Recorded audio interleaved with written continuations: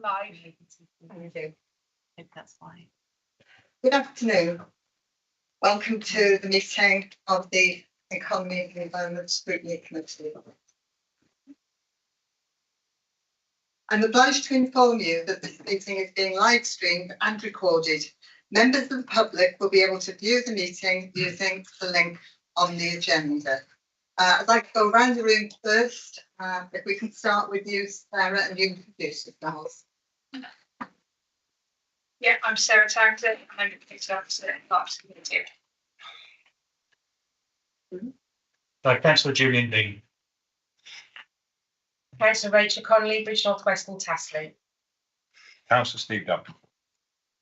Let's go, Bertie. Fabulous. Councillor Royal, Croft Market Drayton East. Braddock, the overview and scrutiny officer. Tom Dodds, Councillor Scrutiny Manager. Councillor Joyce Barrow, Chair. Sure, real money.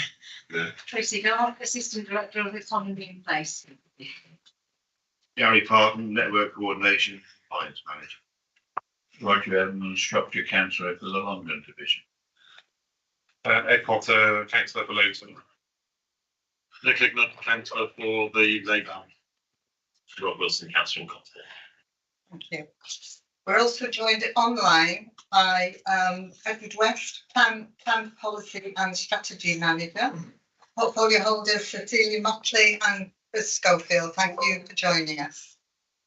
We have item 1, apologies for absence. We've got apologies from Councillor Paul Wynne. His substitute is Councillor Roy Aldcroft. We also have apologies for absence from Councillor Dan Morris, who is Portfolio Holder, and Mark Barrow, Executive Director of Place. Item 2, disclosable interest.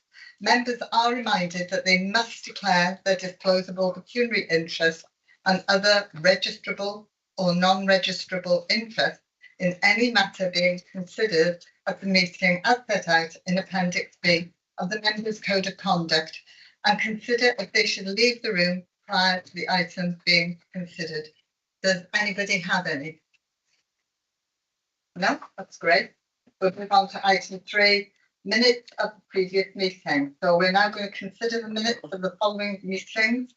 The one dated 23rd April 2024. Does anybody want to pick up on anything on that one? Yes, Roger. Thank you, Chairman. I note that it's 11 weeks since that meeting was taken. I'm disappointed that the minutes have only just been brought out, and I would ask you as Chairman to try and ensure that at least the briefing notes, not the minutes, can come out earlier. There are a number of points in those minutes which needed to be followed up.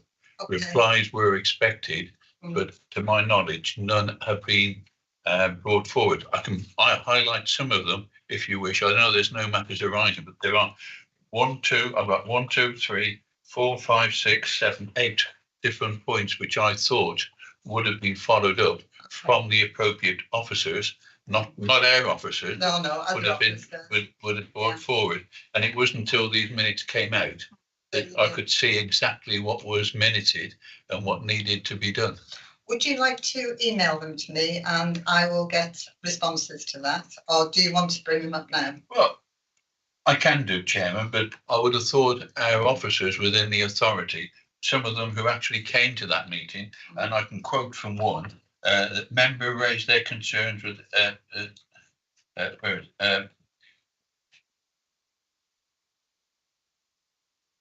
the quarry pool will be dealt with separately at a later date, as was requested the Executive Director of Place be asked when this might be.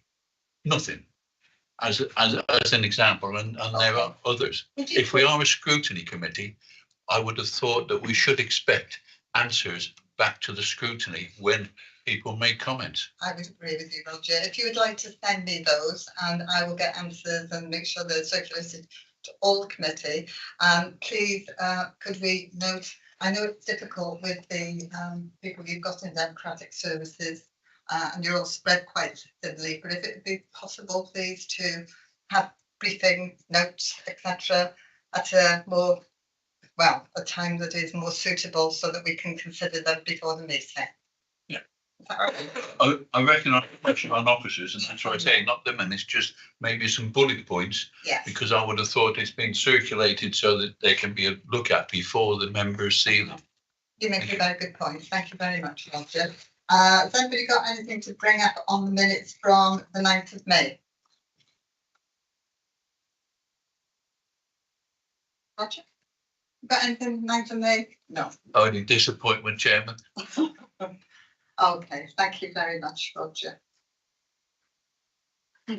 So we'll now move on to item, oh, actually, we should vote on the minutes, shouldn't we? Is everybody happy with those? Other than for what Roger has said? I would abstain. Okay. Everybody happy? I'll abstain. Okay. Anybody not happy? Okay, we'll move on then. Thank you. Item 4, public question time. We haven't had any. Item 5, member question time. We haven't had any. We'll now move on to item 6, which is the developer contributions. Task and Finish Group. This is the report of the developer contributions task and finish group, which was set up at the request of this committee to consider the application and impact of bill and section 106 payments in relation to new developments and the effect of these upon health, care and education provision.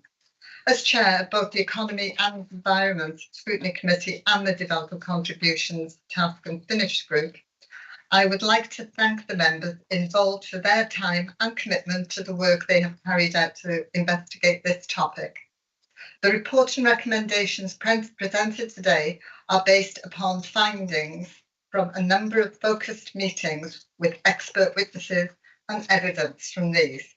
This includes officers from the council as well as members of the Integrated Care Board, ICB, who have been very helpful and supportive in sharing both their positive experiences and some frustrations in relation to the application of developer contributions. As a result of these honest conversations, we've been able to identify 7 emerging recommendations which are grouped under the following 6 headings. Reviewing developer contributions required by the council, raising understanding and awareness, specifying the use of allocated funding, maximising the impact and benefit of the strategic infrastructure network, ensuring developer contributions match development-related need, and rurality. Each of these are further detailed in this report for your review and consideration. Do we have any questions? Roger. Thank you, Chairman. On page 13 or 25 of the report, under 6 conclusions and recommendations, I do note that all members agree that given Shropshire is an early adopter, does need to be changed and to look at where else it could be charged. And the answer being that due to workload on officers and the local plan, it wasn't possible. It is an income to this council that it is missing out on. Many other local authorities charge still on other buildings than houses. Why isn't Shropshire? I've asked it many times, and if necessary, I'm sure that if we engaged outside help, we would make a profit. We would have more income than the extra cost that is incurred in employing it, because I know we're financial stress and the local plan needs to be met and everything like that. But so does this SIL. There is money there that we should be getting and are not getting. And to say that it has to wait until the local plan, which is maybe a year away, I think we should be doing something now. And also, I do note that parish councils are wanting to use their SIL and they are being stopped because there is not sufficient staffing to do the work that they want, especially on the highways, and they are getting frustrated. I have 2 parish councils which have written complaints that they cannot and are being prevented from doing things that their residents want because officers are not available, and there is a carte blanche stop at present until the LTP4 is out, that they will not do anything to enable them to spend their own SIL money. Thank you. Tracy, do you want to come in, or Eddie, or Chris? Shall I start and then Eddie, you come in and correct me? So yes, we were one of the early adopters of SIL, but it hasn't stayed as a static amount that we have on development. So it has increased year on year. The way SIL works is that it's done on viability.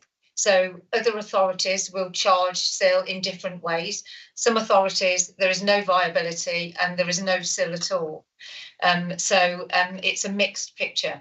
The reason that we are saying that we need to do it when we've adopted the local plan is that that's the right order to do things in. It's not about delaying it. It's about making sure that we've got all our sites allocated. We're absolutely clear around how SIL should work. And then we will bring in consultants probably that are experts in building a SIL scheme to make sure that we get the right SIL scheme in place for here for now with our new local plan. So things have to be done in an order, I'm afraid. In terms of the stopping parish and town councils for spending the SIL money, this is obviously very specific around VAS signs, I would say. Because I see a lot of it really in terms of concerns about not being able to have VAS signs. There are a whole host of reasons why it isn't just purely around staffing resources, although that's a massive issue because we have a very tiny team compared to the team as it was many years ago. In fact, we have 1 or 2 people in that team now. The Police and Crime Commissioner have given monies to parish councils to have, to do highway safety works, VAS signs. And so they have this money that they want to spend. VAS signs are not the be all and end all for every solution to improve highway safety. In fact, they can cause issues around people don't always take notice of them after a few months.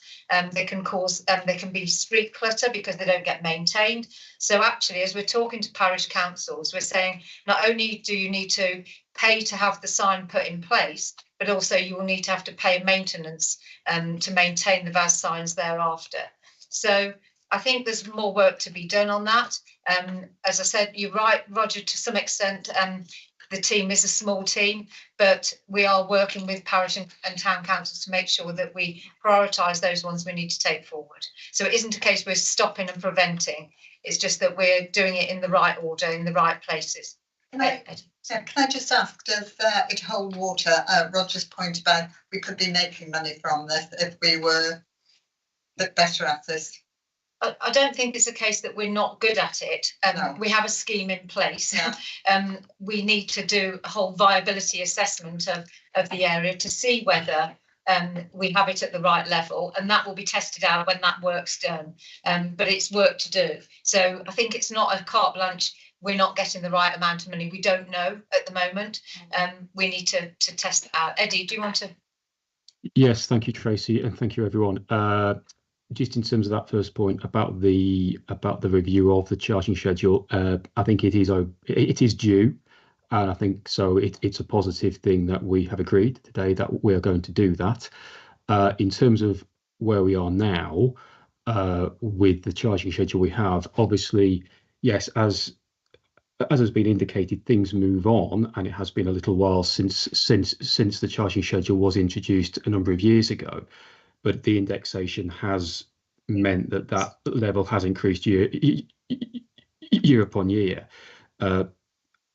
What I will say is that we do obviously look at individual developments and how achievable and viable they are as part of the local plan process. And there's been quite a lot of that type of work which has happened as part of the emerging local plan. So I wouldn't categorise Shropshire Council's developer contributions policy and model, particularly around the SIL, as undercharging developments. I wouldn't do that, which I think is some of the concern in the room is we're undercharging at the moment. That wouldn't appear to be the case with the more recent work we've had to do as part of our local plan process.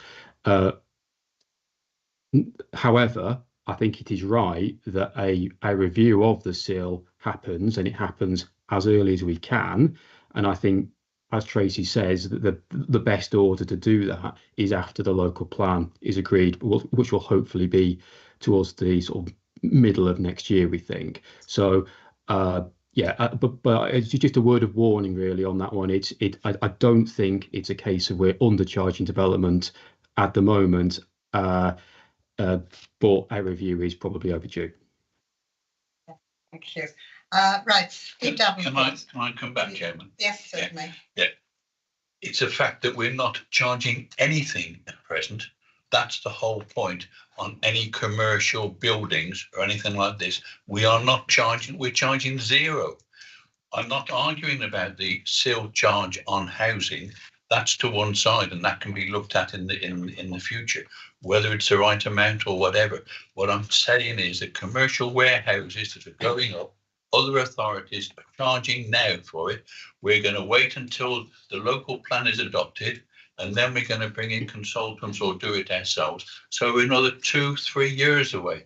I've been arguing this for the last 5 years. Under SAMDEF, we could have done it. We can start charging SIL on commercial development. Other authorities have been doing it for years and years, and it's an income stream where this council should be receiving an income from, so the residents can get some of the services which are at present being cut. Thank you, Chairman. Thank you. Do you want to come back on that, Eddie or Tracy? If I may, yes. I think we just need to be careful about how we categorise the developer contributions. It is, whether it be Section 106 or SIL, they are there to mitigate the impact of development.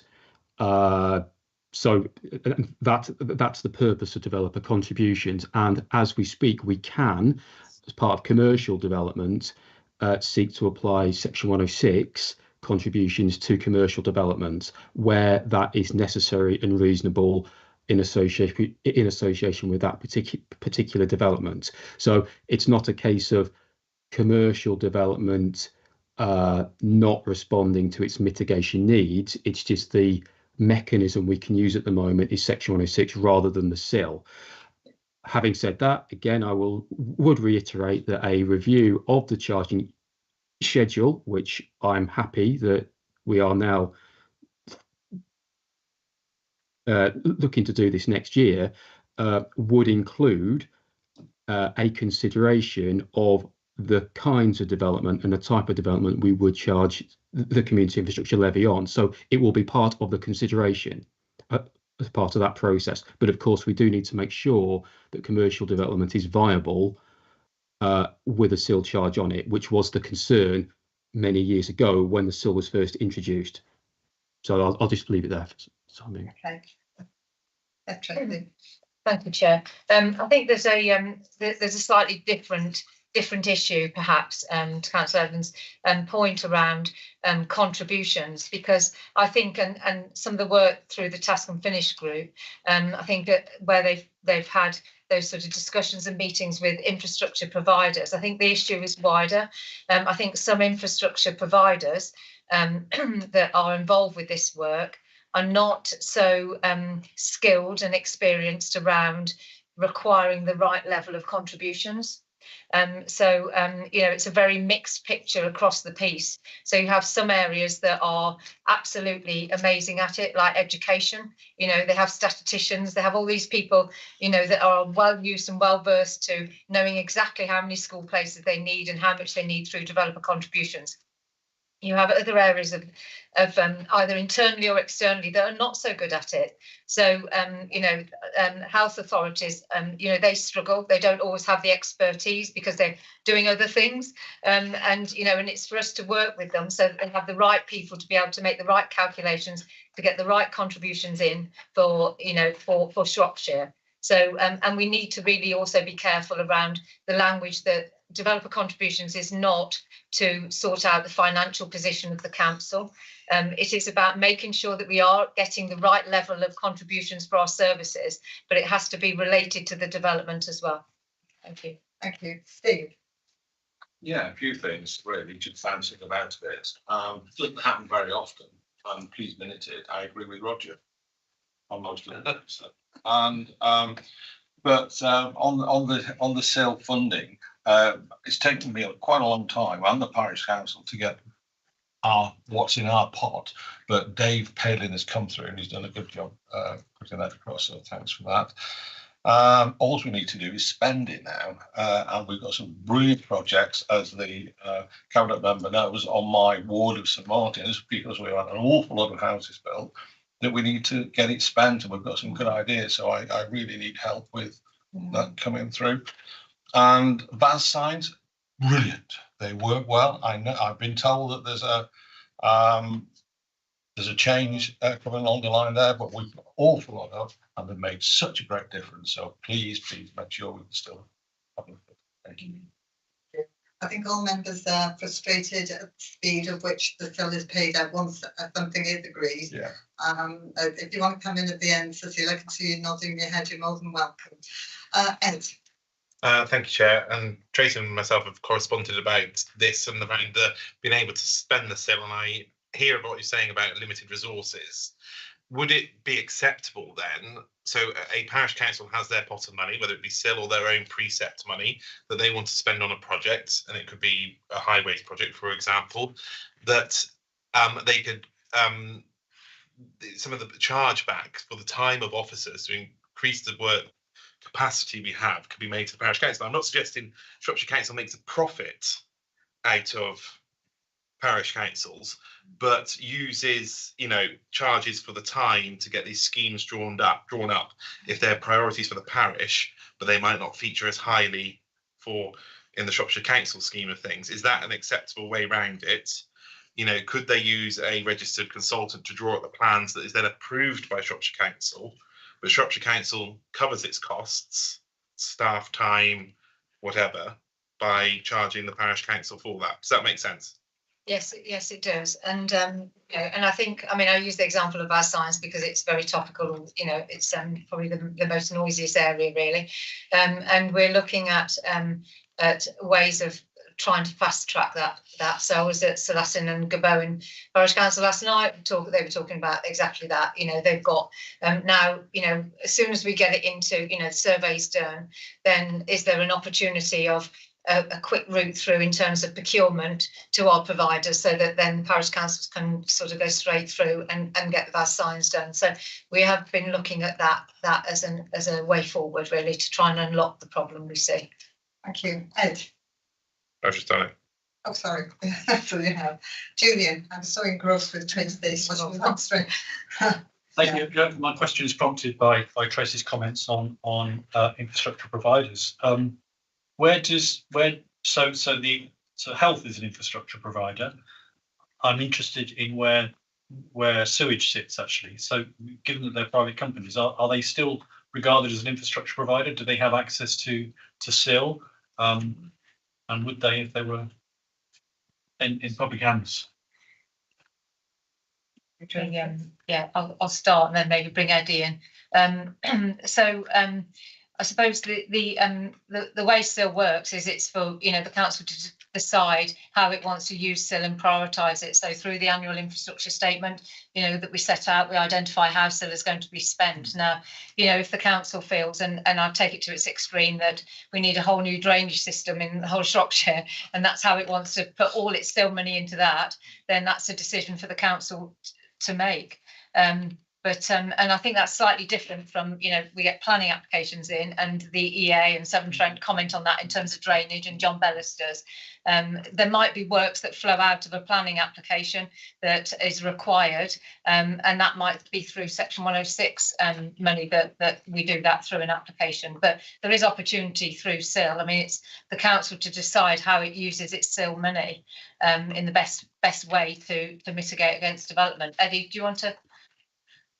Yes, and there's actually an example where this council has agreed a sum of money from its SIL pot for use on a drainage infrastructure in association with developments in Whitchurch actually. So there's a committed pot of money already around that. So it is part of the mix and part of the consideration. I would say by and large, however, that normally those conversations with the sort of water and drainage infrastructure providers is normally based around trying to liaise and to coordinate our a growth program, which is obviously the local plan being a key part of that, with the capital investment opportunities of those individual organisations, rather than it being a conversation around use of developer contributions. It's more of a case of coordinating the capital spend of those organisations where growth is planned for. So it's a bit of SIL, but it's more, I would say, around the coordination of capital investment programmes on that point. Thank you. Roger. Thank you, Chairman.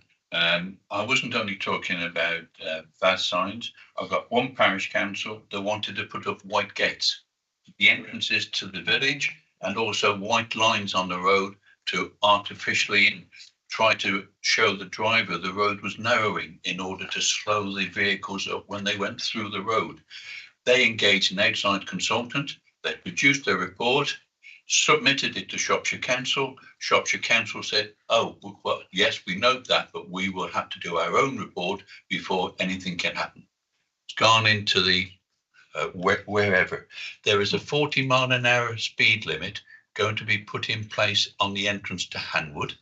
The road closures are in a fortnight's time. The road traffic order for that road, for that 40-mile, had to be advertised twice, because the first time the time limit had expired, so it's had to be done again.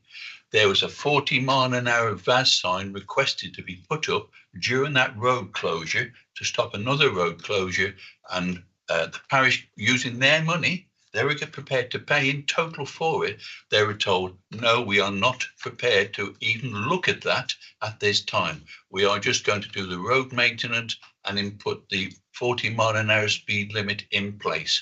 That is where we are. There is a refusal to do anything to allow the parish councils to spend their money on highway improvements that the residents want.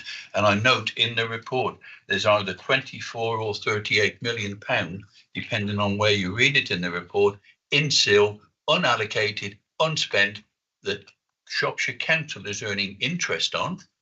Nobody else is, but that money is in the bank earning interest, and it's the frustration of many that are in the rural, especially the rural areas. I'm afraid I agree with you as well, Roger. I think most members do agree with you on this.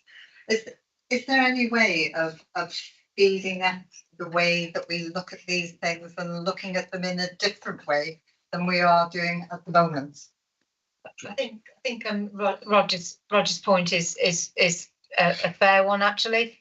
You know, when I think the work that Andy Wild is doing in highways is to try and make sure that, you know, if there's a number of different highway works that need doing in one place, that they go in with a team and they do the works all at the same time.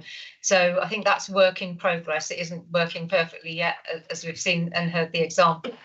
I think that's the ambition, really, to get to that position, because there's economies of scale, exactly as the example that Roger has given.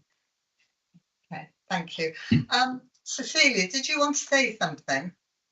Yes, thank you very much, Chair, because you are talking about one of my pet hates, which is the whole bureaucracy that surrounds the parting of SIL from the council, as it were. I've had in my very rural division such trouble squeezing any SIL out of this council in order actually to perform small infrastructure projects, but very necessary ones. And in the end, a couple of my parishes have had to take the law into their own hands. They have had to actually, with Eddie's permission, it has to be said, actually go through the process of getting their own quotes, selecting their own contractors, getting the work done, and charging Shropshire Council. And give Eddie his due. He agreed to that and very kindly paid up. But I do believe that one of the reasons why SIL has been so held back is because we have gone through such a very lengthy process with regard to the local plan. So I'm not blaming anybody here. I mean, I think that we've all been waiting for the local plan to finally get through its stages, and then we can have more coherence about how do we start again with SIL. Are we able to change the criteria for SIL?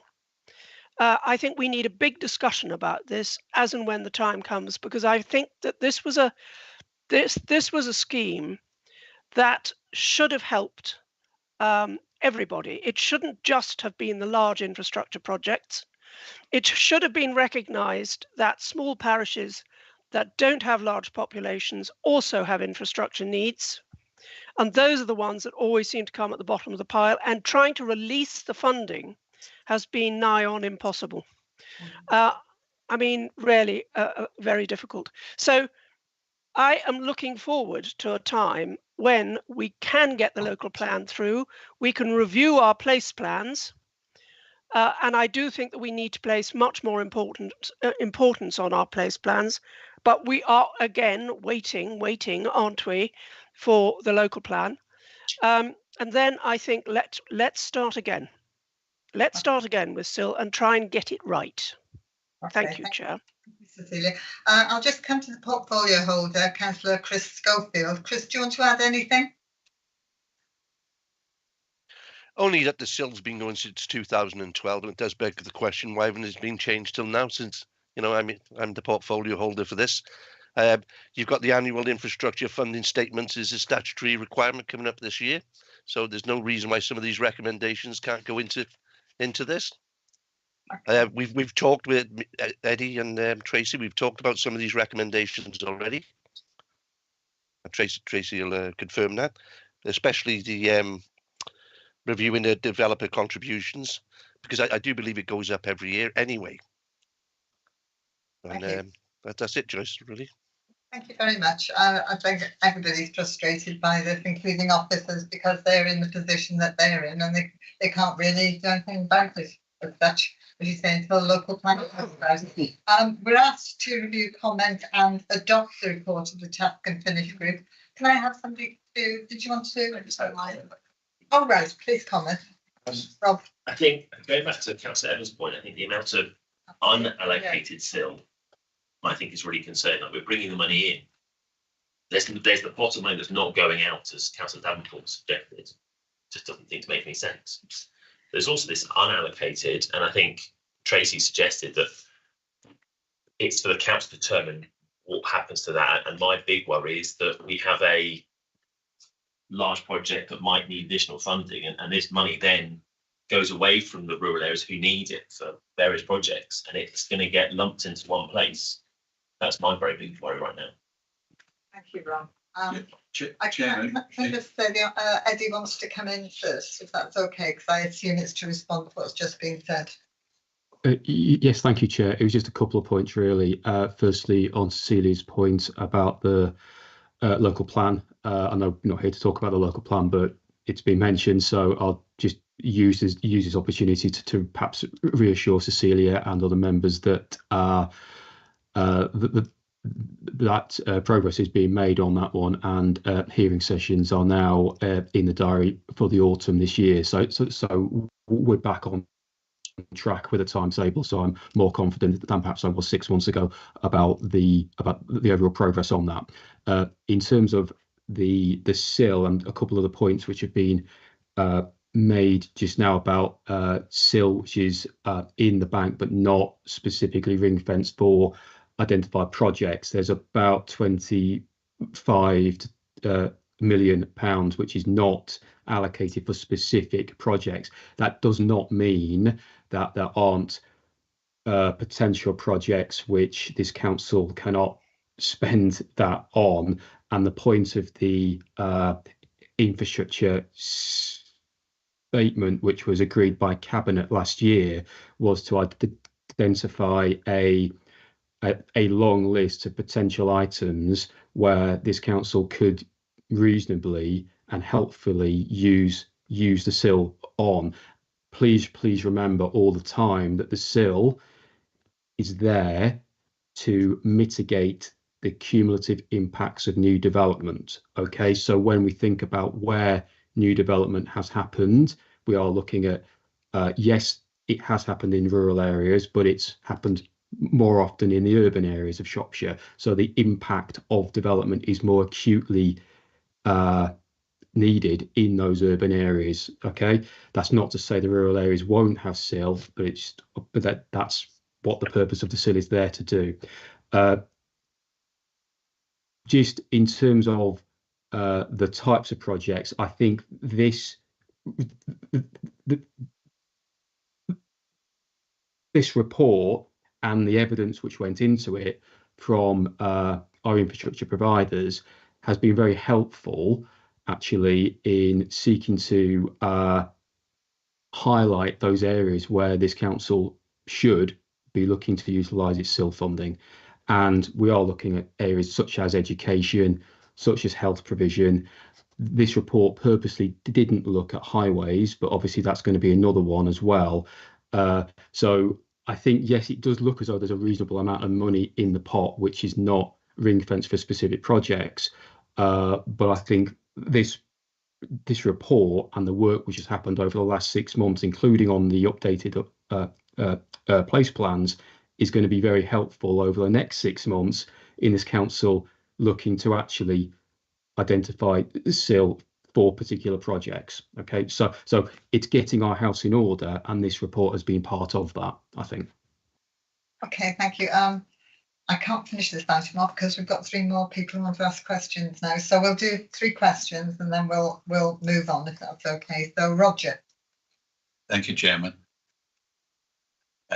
In the report before us today, it does state there £30 million of sill local and sill strategic has yet to be allocated to specific projects. And I also got a copy of the infrastructure funding statement, which went to council in December, and it quotes there that there is sill receipts retained at the end of the reported year, that's March 22, was £34.3 million. Sill receipts retained. In the report, it also mentions that sill, there are regulations 59E and 59F, which means the council can claim the money back from parish councils if they haven't spent it within 5 years. Shropshire Council is preventing the parish councils to spend their money. So by law, they can claim the money back because of the failure of Shropshire Council to enable them to spend the money that they wish to spend. So it just goes round and round and round. But you can take your choice of either 30 million or 34 million pounds unspent, sitting there, just doing nothing. And the residents of Shropshire are suffering because sill is not paid. It's paid in stage payments, but the largest payment is when the development is finished. So all the development has been finished. So the effect on the local population and all the facilities will be there now. And there's still £30 million sitting in the bank, which should have been spent to actually address the infrastructure needs of that development. I think the point is made. Very well made. Thank you, Roger. Steve. Yeah, I mean, it's been mentioned, but for those who've been around a long time, for those who haven't, there's houses being built on your wards. Mine too, we've accepted a lot of house building in St Martin's. The parish council have agreed it, I've agreed it, and it's worked well. We've taken a lot of sill money in, but the money that we want to spend it on now is the infrastructure that wasn't put in at the time of the building. So this is a really bitter pill to swallow. All we want to do is update the infrastructure, which really should have been done part of the planning. So yeah, I rest my case. Thank you, Steve. Eddie, you wanted to come in, Eddie? Yeah, thank you, Chair. It was just it was a technical point. Roger just mentioned the regulations there about the Shropshire Council being able to reclaim sill from the parish councils. That relates to the neighbourhood pot money, which is the 15%, which legally goes to the parishes, and that's their funding, that's their money to utilise and spend. That's 15. That's what was called the meaningful proportion of the SIL. So that's with the parish councils. Technically speaking, Roger is correct. The Shropshire Council does have the ability to reclaim that if it's not spent in a time frame. I just want to clarify that Shropshire Council have never utilised that regulation and have no intention of utilising that regulation, because we realise that sometimes the SIL does take a little while to spend, whether it's sat with Shropshire Council or sat with the Parish Council. Okay, so I just wanted to sort of reassure the members in the room that we have not utilised that regulation and don't intend to either. Can I ask why that regulation is still there then, please, Eddie? It's at the national level. It's not a regulation which is made by Shropshire Council. It's in the SIL regulations. It allows councils, Shropshire Council in this instance, the ability to do that, but it's a choice of the council whether they enact that or not. And as I said, we have not enacted that because we prefer to work with the local kind of areas and councils in supporting them in spending their SIL funding. And what this report before you today really is actually about how Shropshire Council seeks to utilise the funding which sits with us and we're responsible for, which is the SIL local and the SIL strategic part. And the reason why the funding changes, and Roger quoted a couple of numbers there, is because the figure in the report which you have before you today is the most up-to-date number, because it does change, because we do spend SIL funding pretty much every month on some things. So yeah, that just a bit of context there if people were confused about sort of the changing numbers there. Thank you for that. Last question on this. Nick? Thank you, Chair. But it was not so much a question as to really reiterate how urgent the spending of this money is. I can only speak specifically about Ponsonby Minsley Place Plan area, really, which I represent. There's pushing towards £1 million of money that is available for infrastructure projects. But the point I wanted to make is that most of the development in rural areas, like the two villages I represent, really, have already been done, and so the money has been paid over. But what we need now is for these developments to pay for the infrastructure improvements, as has been mentioned previously, that needs to be done, and it is with some urgency. Thank you. Okay.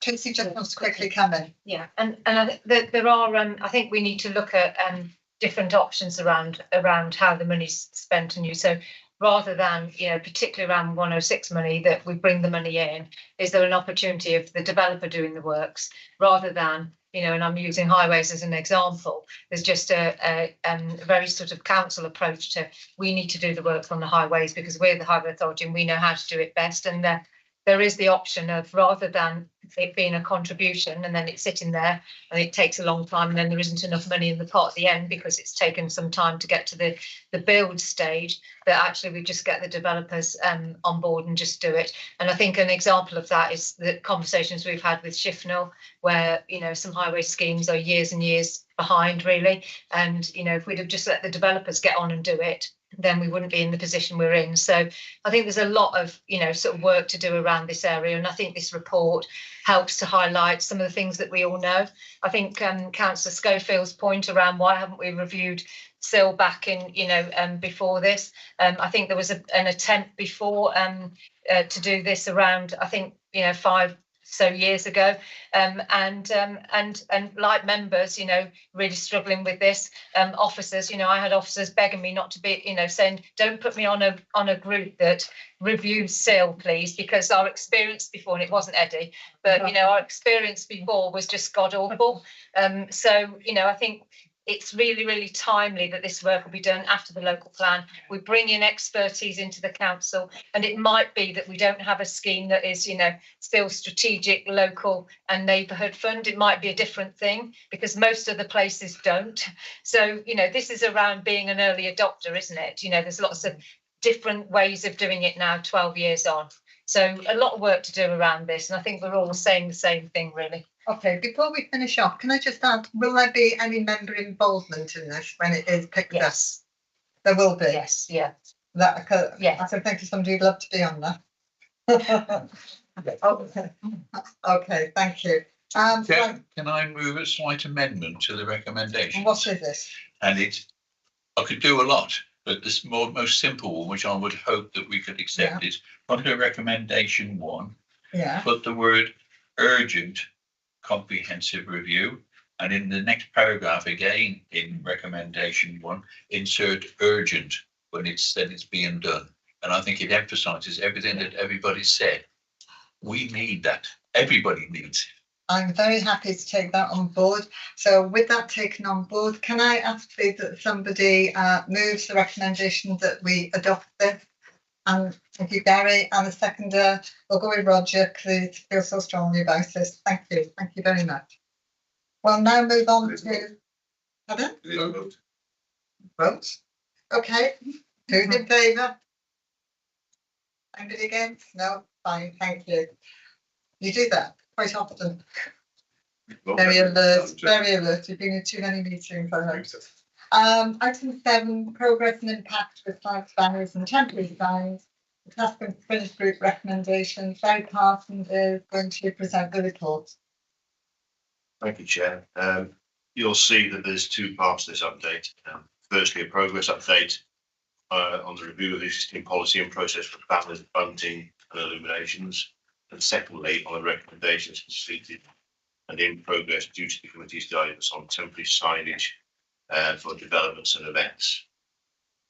For the banners part of the report, previous considerations have been regarding Shropshire Council's role in handling applications and issuing licences, and whether there was an opportunity to devolve all or part of the process to town and parish councils and gain valuable local input on acceptable design and location, etc. Subsequent considerations on the feasibility and value of devolving the highway licensing aspect of the process have led to the recommendation that Shropshire Council retain the licensing duty, but look to engage further with town and parish councils on possible development of the administration function. Further engagement will also seek views regarding separate policies created for banners over the highway, about some of the positions you see in Shrewsbury and buildings, and alongside the highway, so banners alongside railings, fences, etc., etc.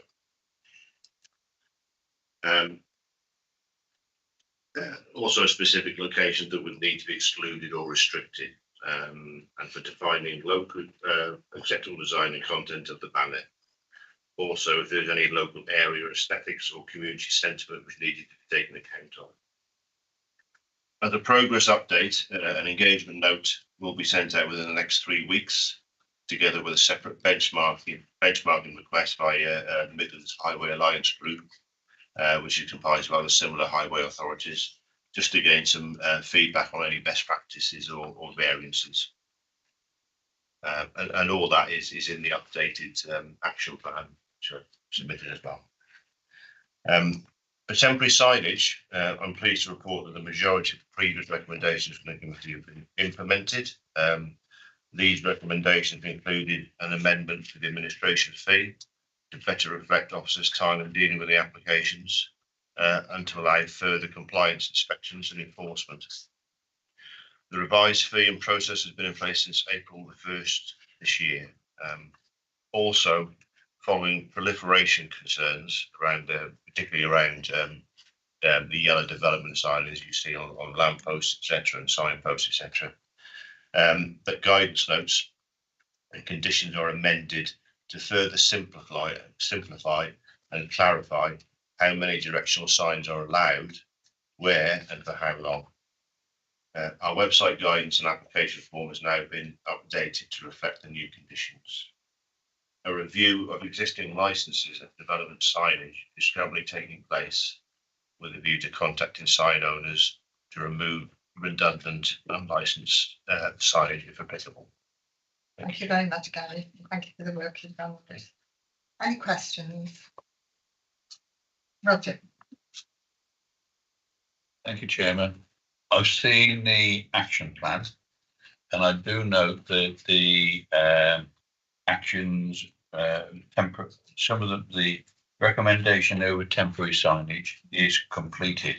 But I notice most of the others are dated July 24, July 24, July 24. This has met several times over recent years.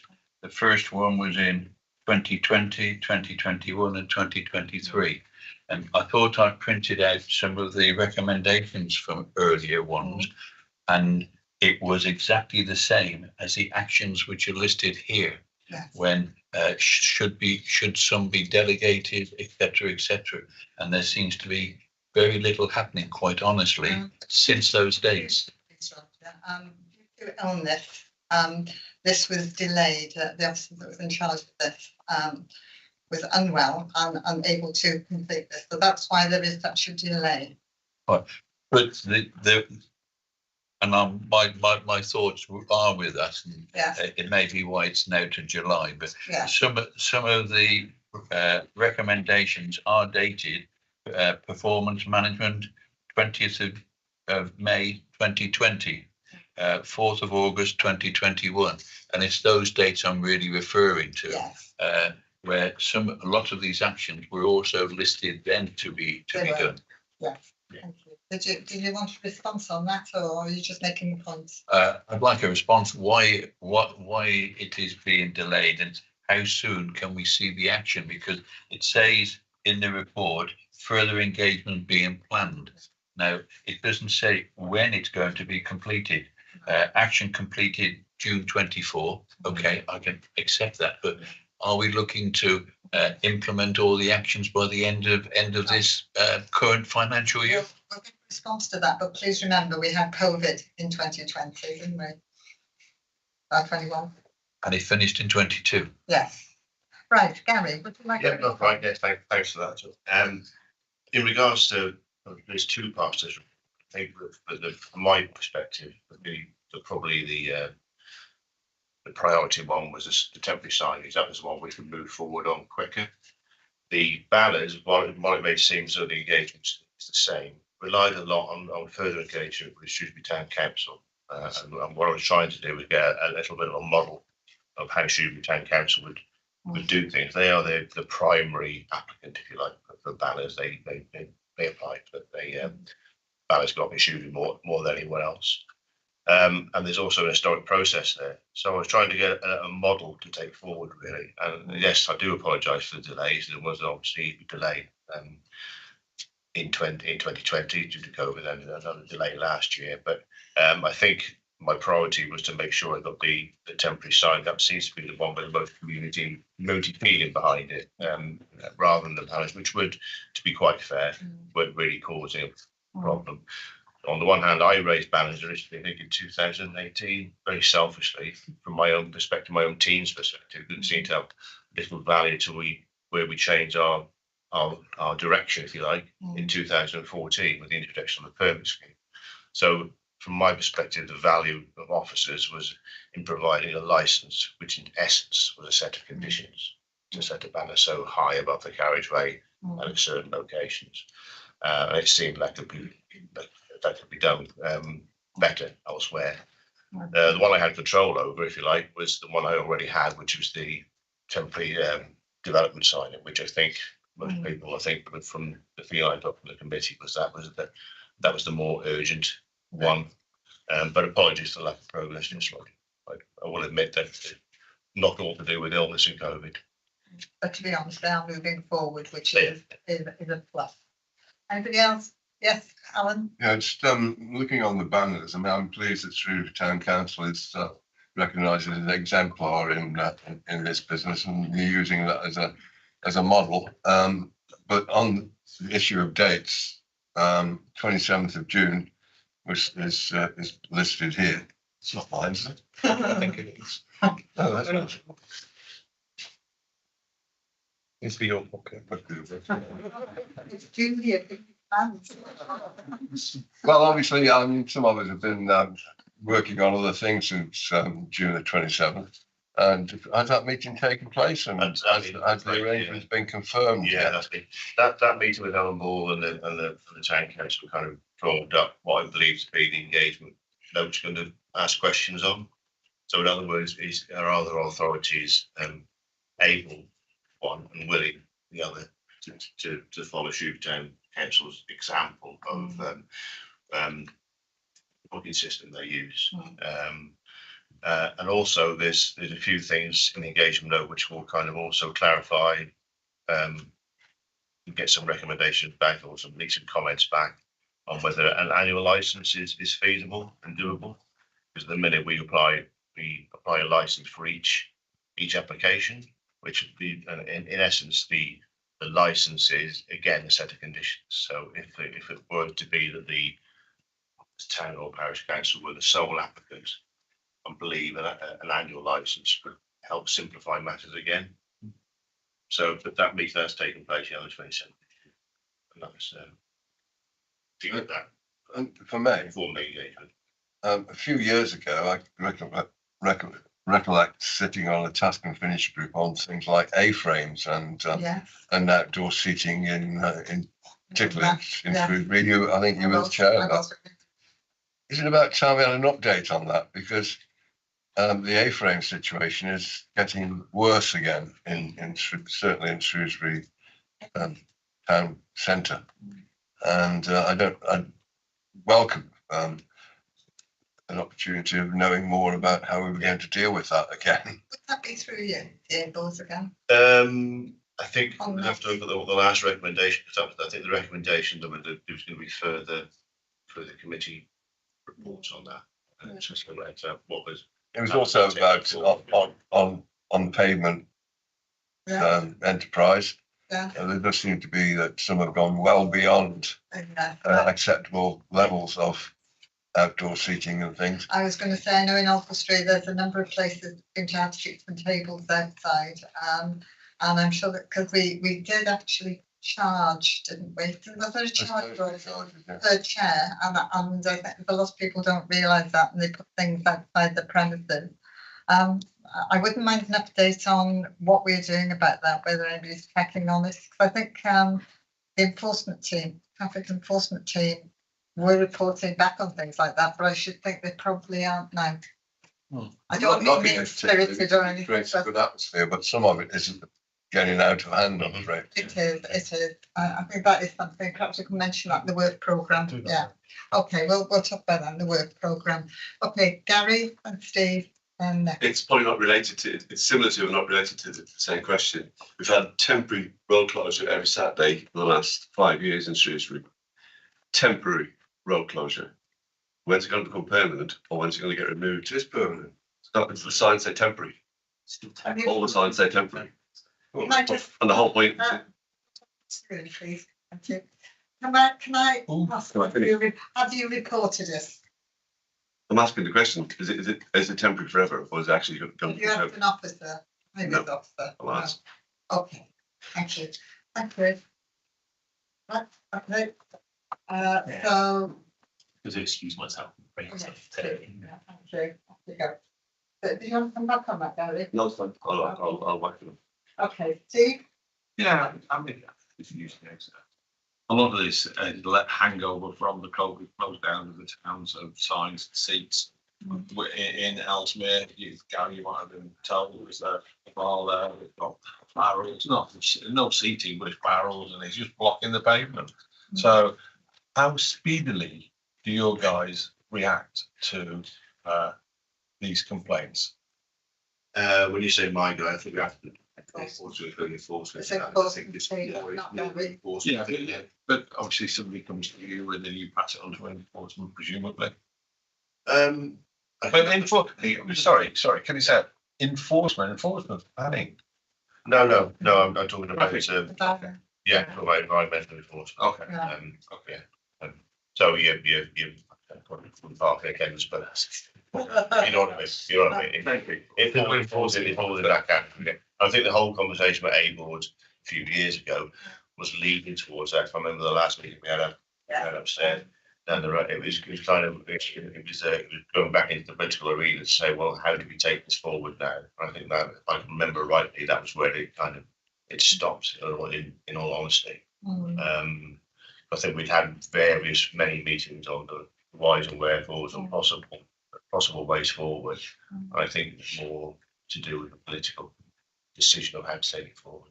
Okay, thank you. It was in the middle of the end of COVID, wasn't it? So we did have a lot of people come. The blind association came along. We had loads of people, and there were lots of people against, especially the A boards, because they couldn't see them, could they?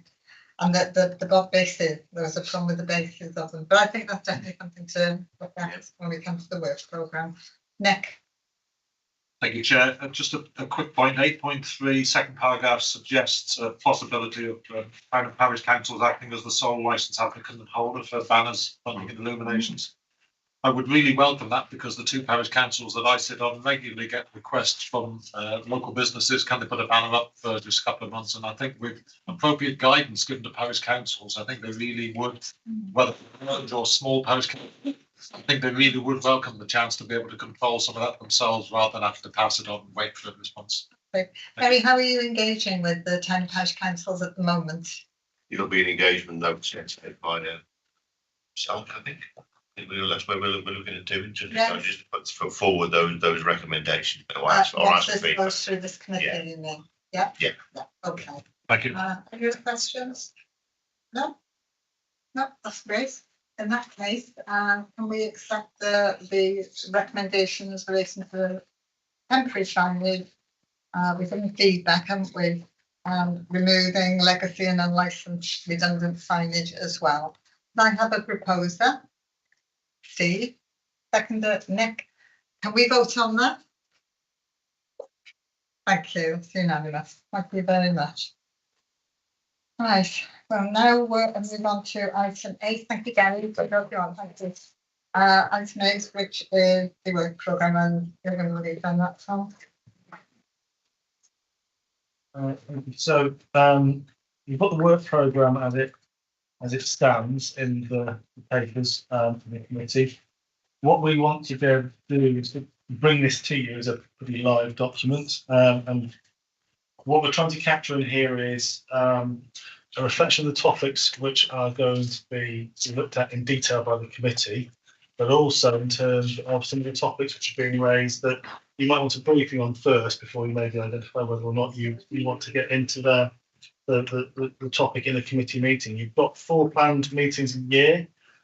You can have additional meetings, so we'll come to one of those in a minute. And we need to look at how we use the time really well. At the moment, we're not using task and finish groups or other external investigations outside of the committee to look at some of the topics. So we need to sort of plan and work into the committee meetings and to make the most of the time which is there. So in terms of the next meeting we've got for the committee, we're looking at an additional meeting of the committee being planned in for September. This is in relation to considering a draft waste minimisation strategy for the council, ahead of it sort of run into the council meeting at the end of September. So none of this has been formally confirmed, but this is why I want to come and speak to you now and see whether you're happy with that and get your thoughts on it. It's likely to be, if it takes place on the current plan, I would say early mid-September that it'll happen. I'm sort of flagging that now because it's not in the diary. And I know if you're not a parent of school-aged children, not having a holiday in the summer holiday period is probably something you're considering. So I know that a number of officer people and chair and vice chair are away for 1 or 2 weeks in September. Not together. Not together. Mention that. So it's just very conscious of putting that in when school parents are now. We've also, you'll see in the sheet that's come around with the work programme and the topics on, we're using some different colour coding in there. So there are some items which have been identified by committees or will also be identified by officers and other members where it's really an item where it's for information. So, you know, we've had the conversation before now. If you're being asked to receive a report for information or to note a report, is that making good use of your scrutiny time? Those are probably more likely to be briefing topics. So there might be some topics which you just want to have a briefing on, which is something that all members would want to be able to see and access. It might be that you want to have a briefing on a topic, and again, the briefings are open to all members, but you need a conversation following that briefing because there might be something specific which has come out of that which you want to explore. And then there are other topics which are like those highlighted in blue, where we can plan to bring those straight into the committee as well.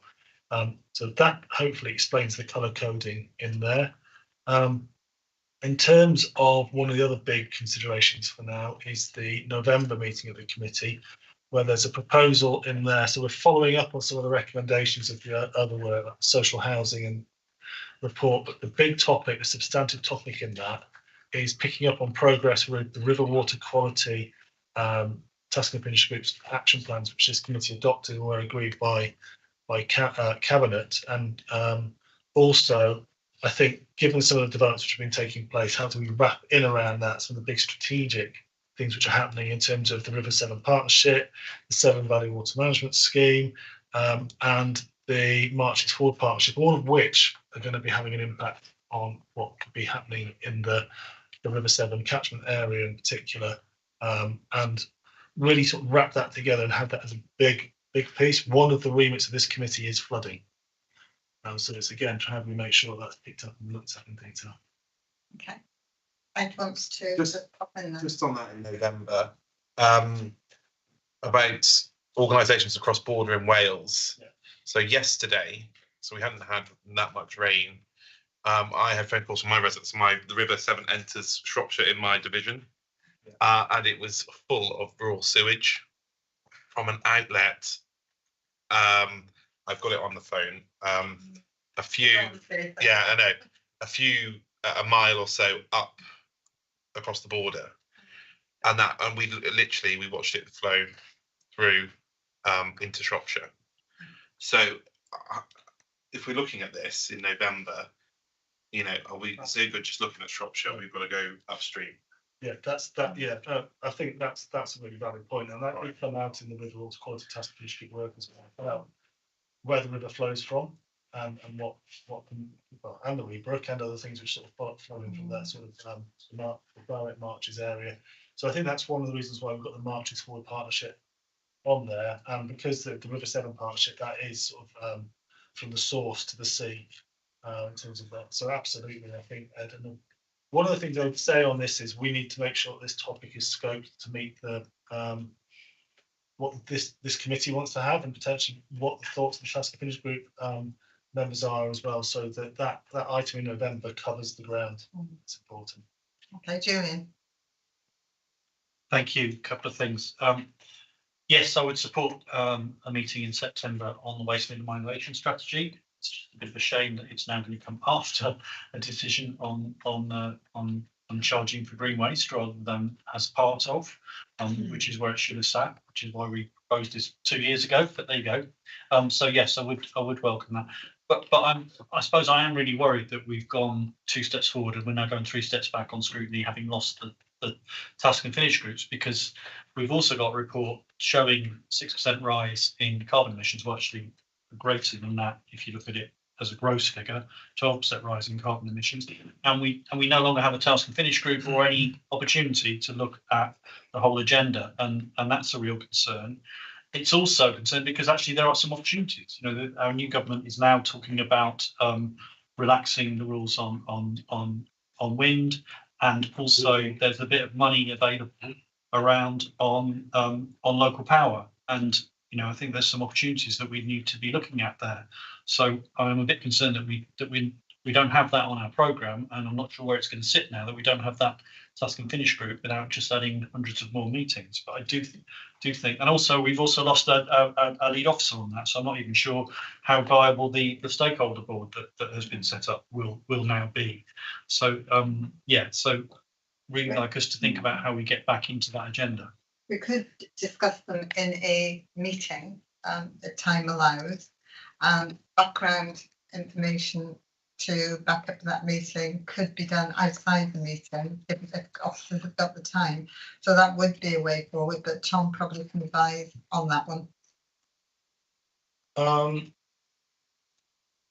in the same way as we're talking about the waiting organisation strategy, if the committee wants an additional meeting or to have that focus, then you know that's in the committee's purview to do that, and it's making sure then that really we've got enough time, enough direction on what needs to be covered, and enough time to make sure that's prepared, and anyone you need to have to come and speak and ask questions of is able to be here. But I mean, this is your work programme as a committee. You've got the 4 planned meetings, but if you need additional meetings, then that's the scope. We can. I'll just respond briefly. So I'll just be interested. So because there's a report going to cabinet next week, given what, you know, in terms of what we were looking to do with scrutiny, were we not looking to do stuff like making sure that before reports like that went to cabinet, we had a chance to consider it and look at our recommendations? Was that, have I got that right? Because that was my sense of what we were sort of hoping to do. Policy. Yeah. So Exactly. you could say there's the wrong way around. You could. Yeah, that's my point, and I'm just concerned we're now, you know, we're getting a report, there's recommendations in it, but we haven't had a chance to consider it in advance. When I know where, you know, people, that horrible phrase, we are where we are, but you know, it just is a concern that we're not getting eyes on these things in advance and getting a chance to dig into the detail. I mean, just as one example, the press report, I've already asked this, the press report talks about one of the reasons for the emissions spike is additional use of IT. But we're claiming zero carbon on our scope 2, on our electricity use, because we buy renewable electricity. So I don't understand how the press report could have said that that additional IT use is one of the reasons for the spike. You know, so there's all sorts of questions that, you know, that and asking those questions in cabinet is all good fun, but it's not the best place to do it in a properly forensic way. Yeah. Roger, you wanted to say something? Yes, Chairman. As a member of this committee, I was disappointed that the scrutiny chairs had a meeting in private without public there, and scrutiny chairs made the decision to stop all task and finish groups. None of them have taken it back to their committees and asked for their committees to endorse it, because it was the committees that set up task and finish groups. I recognise resources, but I also recognise that it seems that this council is at present reducing its input to the scrutiny process, and it will be to the detriment of this council that the scrutiny is no longer looking at either forward plans or present plans on trying to improve them, make them more resistant, make them more customer friendly, things like that. So that is all has diminished without coming back to any scrutiny committee to ask their views. I have some comments on the programme as well, but that's... I was in that meeting, and my understanding is that if there was anything of huge importance, that actually the workers by officers could be done outside of scrutiny meeting, and then they can come and present it to the scrutiny. I mean, you can say what your scope is and what you want to look at, but that then you would have a main meeting of the scrutiny and discuss it, but all background stuff would have been done before. That's my answer. But Tom, did you want to add to that? It's possible to get the officers to do the work and present it back. It's hard for me to say how members would feel about that process, but certainly it's an option, and it has been done in the past, and to a degree you could say it's how it operates sometimes when you get an item to the committee like we had in January when it was the climate change. Adrian came with his officers from his team to talk about climate change. So that was dealt with in committee, but investigations are one of the mechanisms scrutiny is used in scrutiny across the country to look at different topics. Yeah, subject as a subject, I should have brought it earlier, really. But in the north, we're having an awful lot of telegraph poles put in for Wi-Fi's, and it is absolutely littering the countryside. It's almost going back to the 1970s before we took them all out, and they're just going in without planning. I've got You don't have planning. I know there's not no planning permission, but actually there's no consultation. There is a consultation, but nobody listens to anything. And that's what I'm going to go to a meeting now about this. But it is absolutely dreadful. My understanding is that they can do that with one. They just have to have the permission of the landowner. I mean, I've got told. Oh yes, I've had one. They shut one down. The next day they stuck it in. Well, I do it. But anyway, we're rambling now. Yeah, but no, I'm not rambling. It's no, I don't mean you. I mean, and I've got to go. I don't mean you're rambling. Yeah. Yes, yes. Sorry, just very quickly, and it's really something very simple. Can you tell me who the people are, whose initials they are, please? Because I've got no idea. Yeah, we'll look at that. So, yeah. MF is Mark Foxall. Mark. Foxall. Do you want to just email it out and then? Yeah, we can amend it. That's a good one. Yeah. Okay, so where are we at now, Tom? Okay, so if we're looking then at the later dates, I suspect the 3rd of April, which is the last one on there, is likely to fall within the pre-election period. So what we might need to do is look at again whether or not you want to have an additional meeting to cover that topic, or whether that topic gets moved around. So that's temporary accommodation, which was a topic which the committee identified they wanted to take a look at, particularly with the pressures which exist on there. And the other one there on the 23rd of January, that is the topic that was a focus of discussion, I think maybe at the previous meeting, which was around that communication, early engagement with members on changes to services and plans. So that's come out as an issue for the year, but that specifically was also raised in relation to some of the road closures in more rural areas. Just making sure. Then it was Roger that brought that one up, wasn't it? Yeah. You wanted to say something very quickly? Yeah, if I can, Chairman. This is the Economy and Environment Committee. The economy in Shrewsbury is being horrendously affected by the work and what is happening in Shrewsbury. We've got the work around the gyratory system. We've got the university disappearing. We've got all sorts of things happening in Shrewsbury. It was brought up about the temporary closure in there, but as it's part of the economy, and to me, Shrewsbury is the engine for Shropshire, and it's the other towns or anything like this, but that's the centre where we meet. We should be actually looking at what the effect. I've had representations from the Gateway, for example, when they were doing the boring to test the ground for it. How were they supposed to teach? How are they supposed to function? No consideration was given to that at all. I understand the executive director is now going to talk to them, but all that work, we've got the gap site now being closed for 12 weeks. And we've got a big flower show coming up. Yeah. So it's that effect on Shrewsbury with the economy. And if the economy in Shrewsbury affects, it affects the county. Yeah. So that can we have a look at that somehow in it? And I'm not sure how to phrase that or where to go in. There's also the maintenance, winter maintenance. There's all the briefings that are there. There's no facility for any of those to come back onto the programme. A briefing is okay, but they need to be scrutinised.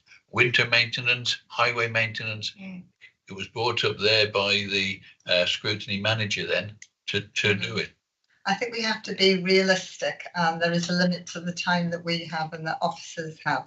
And we have to look at whether we, as a committee, by looking at any particular subjects, can make a difference and an impact Like the things that are coming up now, we can't make any difference by adding a meeting somewhere because it's right upon it.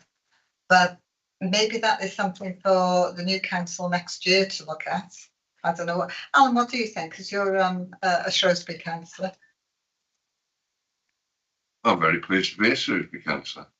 I recognise the problems that Roger's referring to, but I do think that there's been organisation put in place more recently that enables us to mitigate some of the impacts that were felt in the initial phases of the work.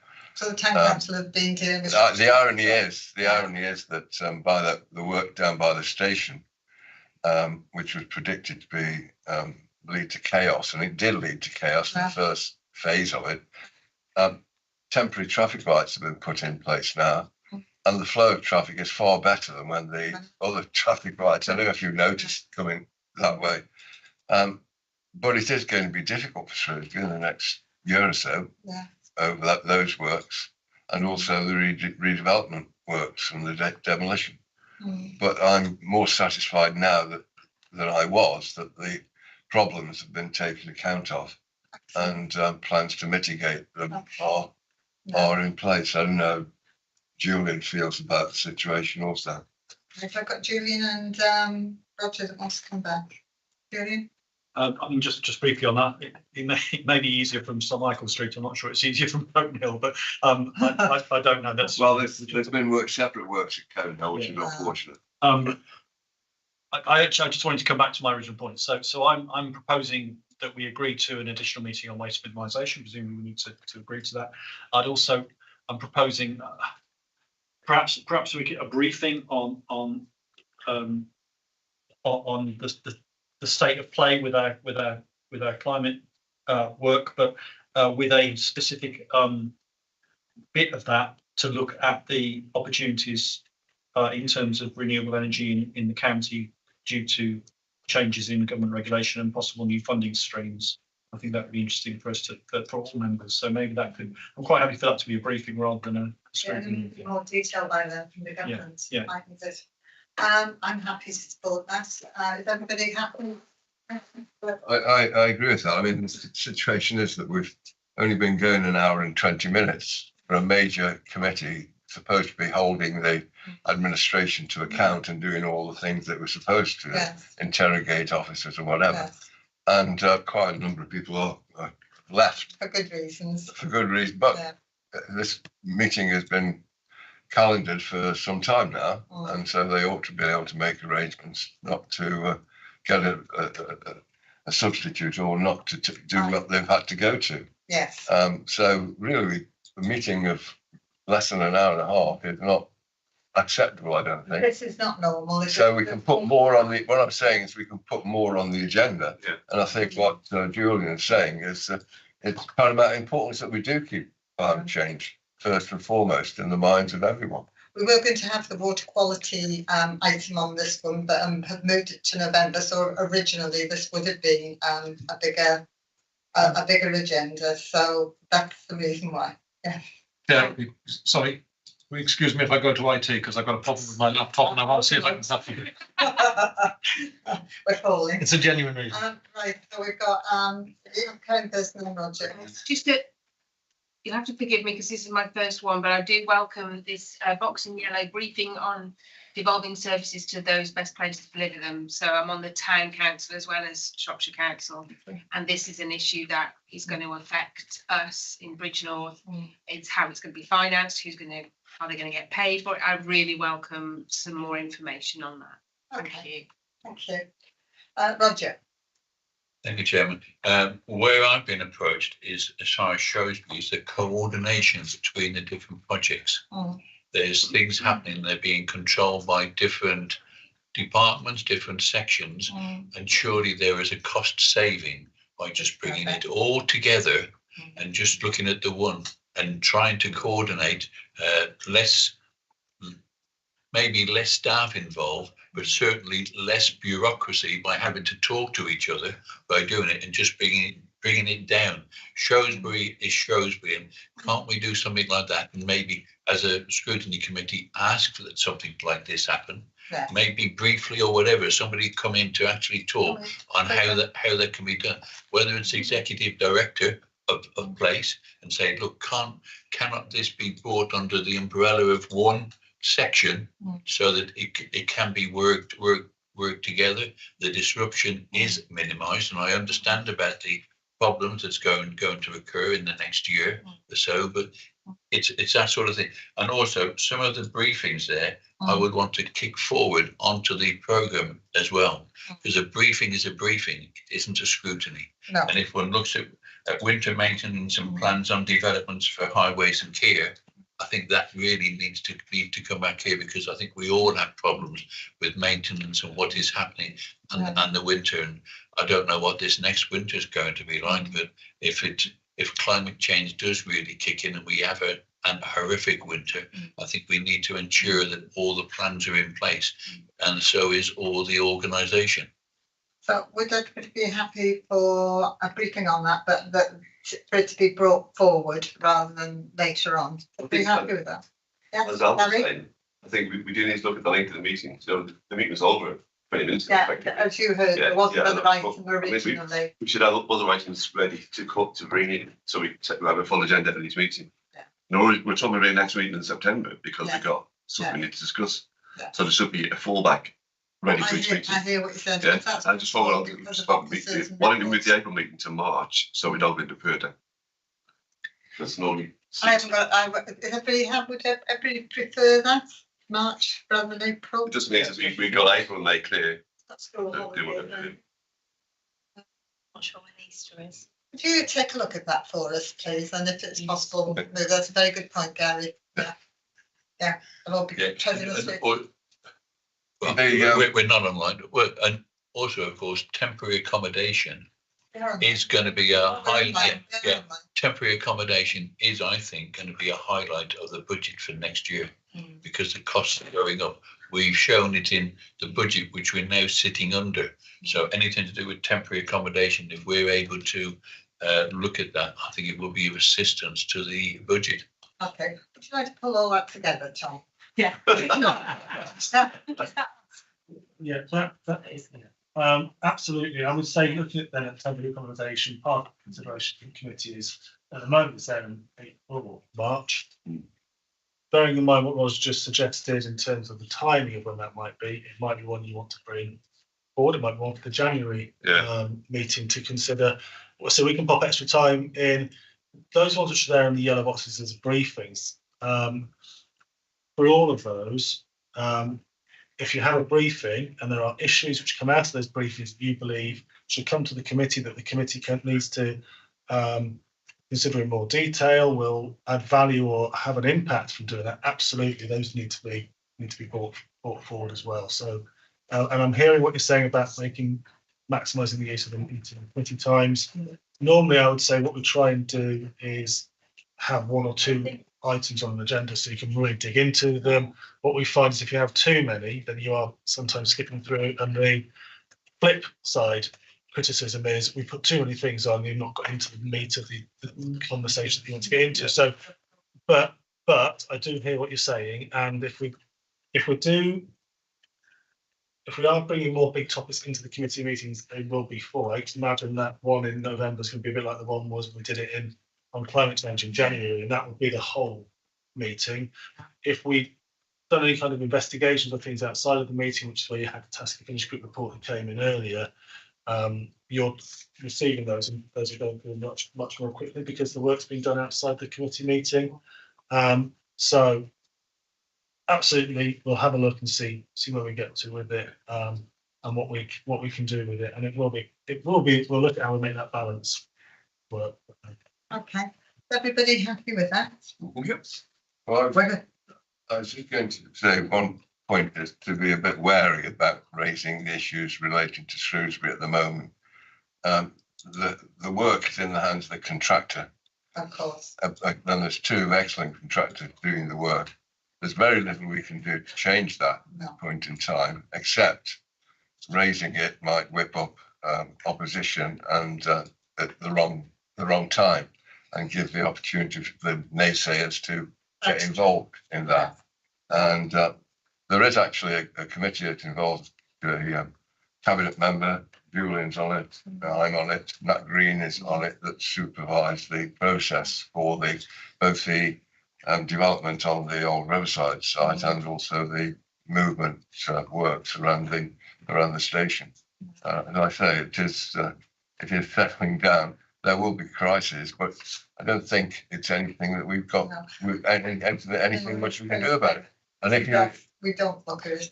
And if you dealt with already by members and obviously you must look at the support that received from the business improvement district, because they're a major party in the development of this, and they would be the first to raise their heckles if there was problems that they thought could be surmounted in some sensible way. And I don't think they can. There are difficulties, but I think people are doing their best to resolve them. Your wisdom, Alan. It's lovely to have you on the committee. I don't go for compliments, Joyce, and you won't. I'll get you back for that one at some stage. Thanks. Yeah, so I think given what you just said, that we shouldn't look at it and we should let it, if an issue does occur, we can always come back to it. Just had an email off Simon Harris. I think he's trying to join. Simon. Gone now. Meeting's finished. I think he's slightly struggling there. Well, He's struggling at his end. Yeah. Do you want to talk to him? If the meeting, it's your meeting. Finished. What I would say was, I know Simon said that he would potentially struggle to dial in because he's trying to dial in from, I think it's abroad. So we will speak with Simon and just bring him up to speed where we've got to. Make sure that he was particularly concerned and interested around river water quality and what's happening with that. So that will very much need to feed into the November meeting. But perhaps you can get some questions to the answers to the questions he's raised as well. So I don't know if he's excited about coming on. I think we do. Okay, right. Okay. Is everybody happy with where we come to now? Just confirm. So, waste minimisation one will be before the council meeting because it's supposed to go to council. Yeah, that's what we're trying. That's what we're trying to try and get in place. Excellent. So we're having a climate change briefing at that meeting, then that comes up on it. I would imagine it would have to be a separate briefing. Yeah. A separate. Oh, a separate item on the agenda, but the briefing on that. We'll have a look, try and get a handle on how big that waste revitalisation piece will be. If we can put a briefing on the end of the meeting, or finish the meeting and put a briefing on it's open to all members as well, then it will be part of the scrutiny, but we'll see if we can find a way of doing it. You're right, Sarah. Yeah. Okay. On that note, everybody's happy with that? Well, we've got to. Do we need to vote on it?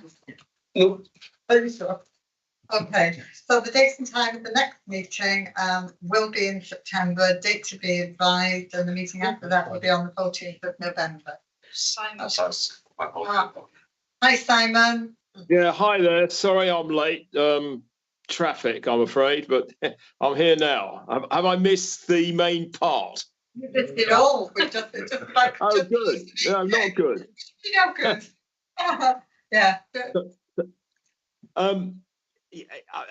Is it appropriate then if I could just ask about the Clean River motion, where we're going with that or where we've gone? Well, we're outside the meeting now, so we'll have to finish the meeting because it's not an agenda item as such. So we'll have to, if you can, thank you. If you just stay there a minute, Simon. We've lost a lot of speakers now and a lot of members. Right. Okay. Is Tracy there? Lost her. She was here at the beginning of the meeting. We're still live. I did say, thank you. I did say if you joined us any time in the meeting, then we cut straight to you, but it's finished now. I've joined after it's finished.